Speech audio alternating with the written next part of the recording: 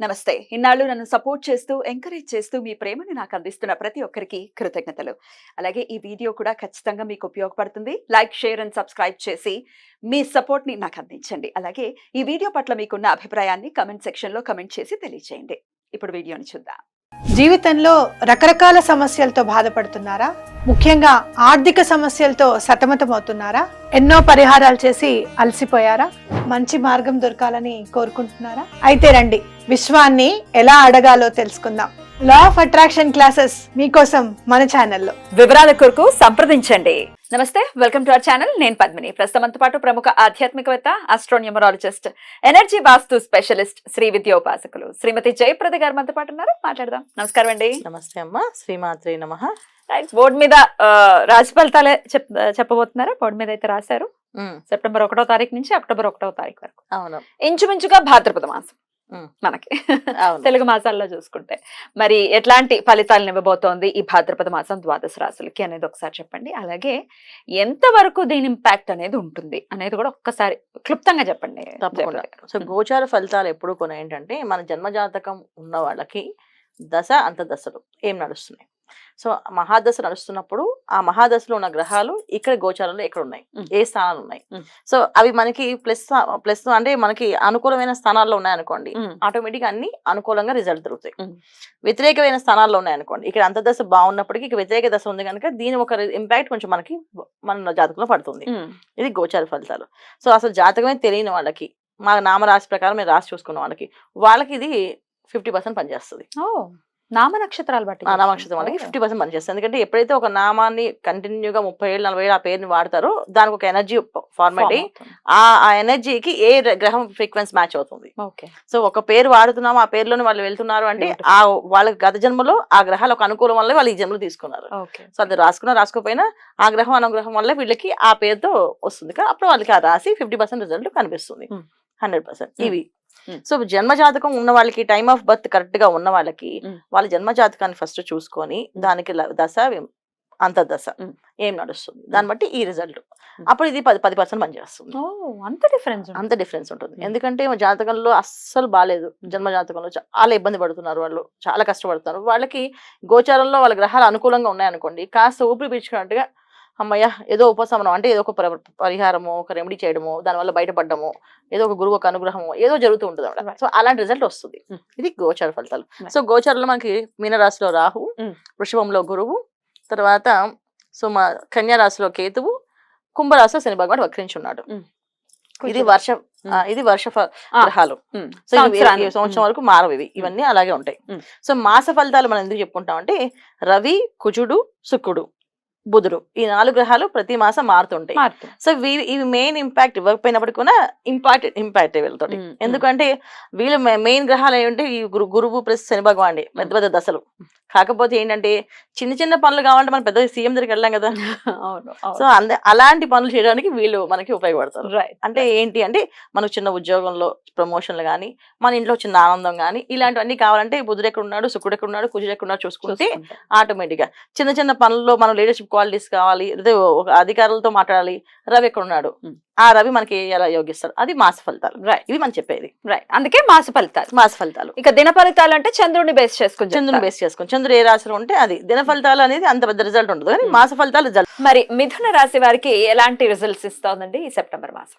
మిథున రాశి వాళ్ళకి కొంచెం మధ్యస్థ ఫలితాలు ఎక్కువ వస్తున్నాయన్న. ఎందుకంటే వీళ్ళకి మిథున రాశి వాళ్ళకి మంచి ఏంటంటే తృతీయ స్థానంలో రవి, తర్వాత చతుర్థంలో మారుతున్నాడు కనుక కొంచెం ఆర్థికంగా వీళ్ళకి కొంచెం బాగుంటుంది. ఇప్పుడు దాకా కొంచెం ఆర్థిక ఇబ్బందులు ఉన్నాయి వీళ్ళకి, అదే కొంచెం ఇంప్రూవ్మెంట్ ఉంది. తర్వాత ఆరోగ్య విషయంలో కొంచెం జాగ్రత్త వహించాలి. ఎందుకంటే లగ్నంలో కూర్చున్నాడు, అది సారీ రాశిలో కూర్చున్నాడు. లగ్నం అనుకోవచ్చు, ఒకవేళ లగ్నం చూసుకునే వాళ్ళకి కూడా ఉపయోగపడుతుంది, పనిచేస్తుంది. సో కుజుడు అక్కడ ఉండడం వల్ల ఏంటంటే ఆ ఉన్నట్టుండి అనుకోకుండా టెన్షన్ వాళ్ళు తెచ్చుకోవడం, లేదా టెన్షన్ గా మాట్లాడడము, ఆవేశం లేని వాళ్ళు ఆవేశం తెచ్చుకొని మాట్లాడితే వాళ్ళకి ఏమవుతుంది, ఆరోగ్య సమస్యలు వస్తాయి. అలాంటి ఇబ్బందులు ఉన్నాయి తప్ప. తర్వాత మళ్ళీ ఏంటంటే స్నేహితులు నమ్మించి మోసం చేసే అవకాశాలు ఎక్కువ ఈ మిథున రాశి వాళ్ళకి. ఈ లగ్నంలో కూర్చొని ఉండడం వల్ల నెగిటివ్ ఎనర్జీస్ పనిచేసే అవకాశాలు ఎక్కువగా ఉన్నాయి కనుక కొంచెం చూసుకోవాల్సింది. మిగతా విషయాలు అన్ని విషయాల్లో వీళ్ళకి బాగుంది. వివాహ విషయంలో వివాహం అయ్యే అవకాశాలు ఉన్నాయి. చాలా రోజు నుంచి వివాహం కుదరక చేసుకోని అనుకునే వాళ్ళు కూడా చేసుకుంటాను, వివాహం చేసుకోవాల్సిందే, లేకపోతే నా లైఫ్ లేదు అనే అనే థాట్ తెప్పిస్తారు అనే కుజుడు. డెసిషన్ కి వచ్చేస్తారు. వచ్చేస్తారు. ఎందుకంటే చాలా మంది ఏంటి వివాహం ఇప్పుడు చేసుకోకపోతే ఏమవుతుంది, ఇబ్బంది ఏముంది, ఆయన చేసుకుని ఏం సాధిస్తా అనే ఒక వైరాగ్యం తీసుకొచ్చిన మాటలు ఉన్నాయి. ఎప్పుడైతే కుజుడు వచ్చాడో వాళ్ళ రాశిలోకి, లేదు వివాహం చేసుకోవాలి, నాకంటే ఒక మనిషి ఉండాలనే కోరిక వాళ్ళకి కలుగుతుంది. సంతానం భాగ్యం లేని వాళ్ళకి సంతానం ఎలాగైనా కలగాలనే కోరికను కలిగిస్తాడు. సో కుజుడు అనేది ఏంటంటే ఎంత అగ్రెసివ్, ఆయన అన్ని విషయాల్లో కూడా కోరికలు తెప్పిస్తాడు. కారు బంగ్లా ఇలా ఉంటే బాగుంటుంది అని చెప్పి తెప్పించేది కూడా ఆయనే. సో ఈ యోగం కావాలంటే ఇలా చేయాలని చెప్పి కోరికలు కూడా ఆయనే పుట్టిస్తాడు, తీర్చేటటువంటి పరిస్థితి కూడా వస్తుంది ఆయన వల్ల. ఎందుకంటే శుక్రుడు జనరల్ గా కోరికలకి ఆయన అధిపతి అంటారు కానీ కాకపోతే ఏంటంటే ఇక్కడ కుజుడే. ఎందుకంటే కోరిక పుట్టించాడు, సాధించుకోవాలి.